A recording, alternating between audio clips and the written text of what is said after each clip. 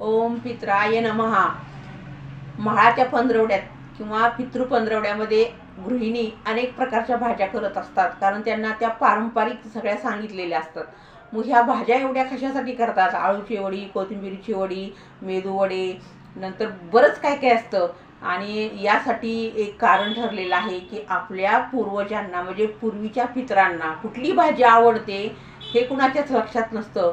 मग त्या भाजीपैकी सगळ्या भाज्या केल्या म्हणजे कुठली तरी एक भाजी खाऊन ते पित्र तृप्त होतं आणि आपल्याला आशीर्वाद देतं. हे खरं आहे, कारण पितरांचा आशीर्वाद आपल्या घरावरती असेल तर आपल्या घरामध्ये पैशाची पण कधी चणचण भासत नाही.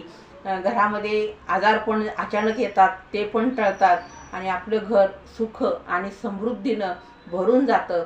म्हणून भाज्या करायचा कंटाळा करू नका, नासधूस करू नका, पण पितरांच्यासाठी थोड्या थोड्या